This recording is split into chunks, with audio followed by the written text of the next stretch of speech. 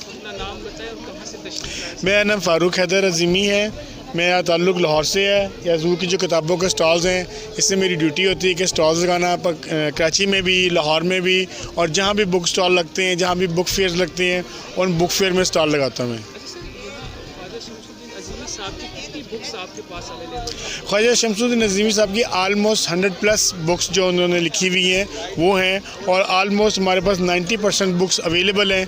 कुछ 1-2-4 बुक्स ऐसी हैं जो कि प्रिंटिंग ना होने की वजह से है, वरना तमाम बुक्स हमारे पास अवेलेबल हैं उनकी आपकी, जिसमें आपके सिलेबस की बुक्स भी हैं, आपके रंगनोशी से इलाज बुक है, बाराना रहमत है, जो भी पूरी एक लिस्ट है उसकी, नज़िया रंगो नूर है, ख्वाब की किताबें है, यूनिवर्सिटी की जो किताबें हैं जो यूनिवर्सिटी के सिलेबस में लगी हुई हैं, बाराना रहमत, एहसान और तसव्वुफ़, ये भी हमारे पास अवेलेबल है सारी।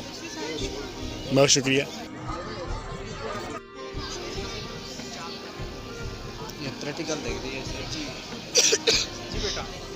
अस्सलाम वालेकुम, मेरा नाम समीद और मैं क्लास हफ्तुम बी का तालिब इल्म हूँ। जो लोग अल्लाह ताला की बनाई हुई कायनात पर गौर व फिक्र करते हैं, अल्लाह ताला इन्हें नए नए मुशाहिदात करवाते हैं और इन्हें आसानी अता फरमाते हैं। साइंसदानों ने जब अल्लाह ताला की बनाई हुई कायनात पर गौर व फिक्र किया तो अल्लाह ताला ने इन्हें नए नए मुशाहिदात करवाए। मुशाहिदे से किसी भी शय का यकीन हासिल हो सकता है। ज़मीन में काफ़ी सारी गैसेज है जिनके डिफ्यूजन के नतीजे में लावा बाहर आता है। लावे के साथ साथ काफ़ी सारे मिनरल्स भी बाहर आते हैं जो लोग के बेशतर कामों में इस्तेमाल होते हैं। लावा जिस जगह से वो गुजरता हो जाता है पहले तो वो जगह बंजर, लेकिन कुछ हफ्तों बाद वो नहायत ही ज़रखेज़ हो जाती है। शुक्रिया। अब्दुल्ला है और मैं क्लास शशम बे का तालिब इल्म हूँ। अल्लाह के दोस्त हज़रत ख्वाजा शमसुद्दीन अज़ीमी साहब फरमाते हैं कि अल्लाह ताला छुपा हुआ ख़जाना थे। अल्लाह ने चाहा कि मखलूक मुझे पहचाने तो मोहब्बत से मखलूक को तख्लीक किया और ये कायनात बनाई। इस कायनात में जो कुछ मौजूद है वो सब अल्लाह की निशानियों से वाकिफ़ हैं। जो बच्चे गौर व फिक्र करते हैं वो उलिल अलबाब कहलाते हैं।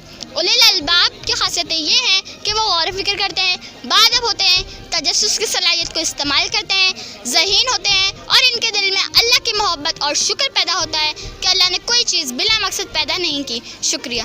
प्लीज़।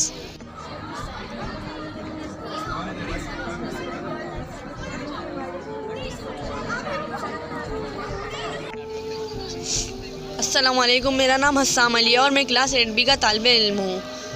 ज़मीन, हवा, पानी, सूरज की रोशनी, ये तमाम चीज़ें अल्लाह ताला की निशानियाँ हैं। इस मॉडल में एक बाग दिखाया गया है जिसमें कीनू का दरख्त, आम का दरख्त, अंगूर की बेल और नारियल का दरख्त शामिल है। इसमें मौजूद सब्जियों के पौधे भी दिखाए गए हैं जिनमें बैगन, हरी मिर्च और मूली वगैरह है। इसमें रंग बिरंगी फूल भी दिखाए गए हैं। ज़रा आप सोचिए कि ये तमाम चीज़ें एक ही ज़मीन से तख्लीक हो रही हैं मुख्तलिफ़ रंगों की सूरत में, और इन सब तमाम चीज़ों को यानी हवा, फूल, फल, फूल, पौधों को एक ही तरह का पानी सैराब हो रहा है। इसमें एक बीज की नशोनुमा के मराहिल भी दिखाए गए हैं। जब ज़मीन में बीज डाला जाता है तो ज़मीन उसकी नशोनुमा करती है। अल्लाह ताला कायनात के मालिक हैं और खालिक हैं और सबसे बड़े साइंसदान भी हैं। इसीलिए तमाम चीज़ें एक फार्मूले और लॉ के मुताबिक अमल कर रही हैं। शुक्रिया। अल्लाह ताला की निशानी है। परिंदों पर तफक्कुर करके इंसान ने हवाई जहाज ईजाद किया। मुस्लिम साइंसदान अबुल कासिम अब्बास बिन फरनास वो पहले साइंसदान थे जिन्होंने हवा में उड़ने के तजुर्बे किए। मुसलमानों के बाद यूरोप में भी इसी तरह रिसर्च करके उड़ने के लिए ऐसी गैसों का इस्तेमाल किया जो हवा से हल्की होती हैं, और इसी तरह हॉट एयर बलून की इजाद अमल में आई। 18वीं सदी ईस्वी में ऊंचाई से ज़मीन पर उतरने के लिए पैराशूट का इस्तेमाल किया गया। 1903 ईस्वी में साइकिल बनाने वाले 2 भाई राइट ब्रदर्स एक इंजन वाला छोटा सा जहाज़ बनाने में कामयाब हो गए।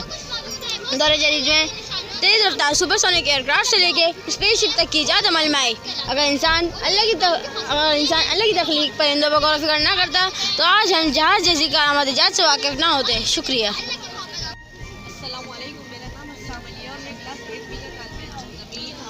अस्सलाम वालेकुम, मेरा नाम अब्दुल बासित है और मैं क्लास 8B का तालिब इल्म हूँ। साइंसदान ने अल्लाह ताला की तख्लीक इंसानी दिमाग पर गौर फिक्र करके एक कंप्यूटर ईजाद किया। इंसानी दिमाग कुदरत का एक ऐसा अजीम करिश्मा है जिसमें हर वक्त ज़्यादा से ज़्यादा मालूमात मौजूद रहती हैं। क्या आप जानते हैं कि कंप्यूटर की ईजाद किस तरह अमल में आई और इसकी ज़रूरत क्यों महसूस हुई? पहले ज़माने में लोग गिनने के लिए पत्थर और उंगलियों का इस्तेमाल करते थे, जिस सिलसिले में पहला कैलकुलेटर चीन ने ईजाद किया जिसका नाम अबाकस है। क्या आप जानते हैं कि कि कंप्यूटर के मौजूद कौन है। जी हाँ, कंप्यूटर के मौजूद चार्ल्स बेबेज हैं। कंप्यूटर को बैनुल-अक़वामी तिजारत, रोज़गार, तफरीह के ज़राए, सनअती पैदावार, तिब और दीगर शोबों में इस्तेमाल किया जा रहा है। ज़रा सोचिए कि अगर इंसान आज अल्लाह ताला की इस तख्लीक इंसानी दिमाग पर गौर व फिक्र ना करता तो हम कंप्यूटर जैसी अजीम इजाज़त से महरूम रहते। शुक्रिया। अगर अपनी सारी बकरियां खेत के मालिक को दे दी तो अपनी उम्र भर की कमाई से महरूम हो जाएगा।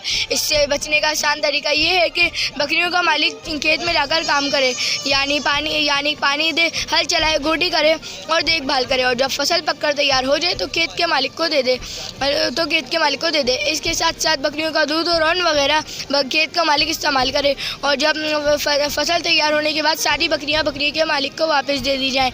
अल्लाह ताला ने हज़रत सुलेमान अलैहिस्सलाम को ये इल्म अता किया, जिसके नतीजे में हज़रत सुलेमान अलैहिस्सलाम ने ये उली अलबाब फैसला किया, जिसका जिक्र कुरान पाक में भी है। शुक्रिया।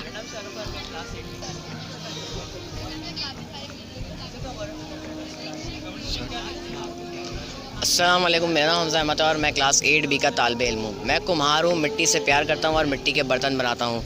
गुनने मेरी मोहब्बत और तवज्जो से मिट्टी नरम हो जाती है, फिर मैं उसे घूमते हुए चाक पर रखता हूँ, हाथों से हरारत देता हूँ और अपने अंदर एक तस्वीर सोचता हूँ, और उस तस्वीर के मुताबिक अपने दोनों हाथों की मदद से मटका, सुराही, गिलास और प्याला वगैरह बना लेता हूँ। फिर हवा उसे सुखाती है। अल्लाह ताला ने बड़े प्यार और मोहब्बत से बनाया है। वो अल मसूर है, जिस तरह चाहे तस्वीरें बना लेता है। अब सोचना ये है कि मैं भी मिट्टी से बना हूँ और आप भी मिट्टी से बने हैं। पहाड़ भी मिट्टी से बने हैं और दरख्त भी मिट्टी से बने हैं। मैं भी सांस लेता हूँ, पहाड़ भी सांस लेता हूँ, दरख्त भी सांस लेते हैं। तो मुझ में और पहाड़ में क्या फ़र्क है और आप में और दरख्त में क्या फ़र्क है? शुक्रिया। अस्सलाम वालेकुम, मेरा नाम अब्दुल फ़ातिर और मैं क्लास 8B का तालिब हूँ। इस मॉडल में रेत यानी मिट्टी से बनाए मुख्तलिफ़ तख्लीक़ात दिखाई जा रही हैं। मिट्टी से मुख्तलिफ़ तख्लीक़ात वजूद में आ रही हैं। ये मिट्टी कहीं पहाड़ बन रही है तो कहीं महराब व मिंबर भी बन जाती है, और इस मिट्टी से बुत खाने भी तामीर होते हैं। जिस तरीके से इन तमाम तख्लीक़ात का वजूद मिट्टी से तामीर हो रहा है, तो एक वक्त ऐसा आता है कि तमाम चीज़ें टूट फूट कर शिकार होकर दोबारा रेत में तब्दील हो जाती हैं, जो इस बात के सबूत दे रहे हैं कि कोई भी चीज़ हमेशा रहने वाली नहीं है। हर चीज़ फ़ना के मराए से गुजर रही है और बाकी रहने वाली ज़ात सिर्फ अल्लाह सुब्हाना व तआला की है। Thank you.